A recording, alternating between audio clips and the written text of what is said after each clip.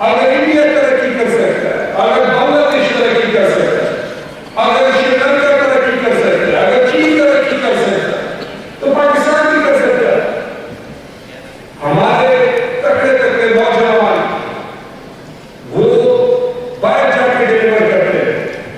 हम जैसे हुक्मरान यहाँ पे प्रोवाइड करे हुए एनवायरमेंट जहाँ पे नौजवान अपने पैरों पे खड़े हो, सपोर्ट करे अपने मुल्क को, अपनी फैमिलीज को। कोई नहीं चाहते बाहर जाके मुसाफिरी करे और बड़े पैसे कमाए, लेकिन अपने वालिदैन से, बहन भाइयों से, अपनी मिट्टी से दूर रहना ये बड़ा मुश्किल का।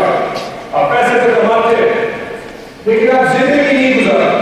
मैं मैंने देखा है, और हम जब मुझे कभी पता नहीं था मालूम है कि मैं पॉलिटिशियन बन रहा हूँ, कभी ख्वाहिश नहीं थी, अचानक मौका ऐसा आया कि बन गए। लेकिन क्या था, बिजनेस में बनूंगा, बिजनेस करूंगा, कोई अच्छे काम होंगे करूंगा, इंसानियत की खिदमत भी करूंगा। लेकिन कभी सियासतदान बनने की न ख्वाहिश थी न सोच थी, बन गए। लेकिन बाहर देखते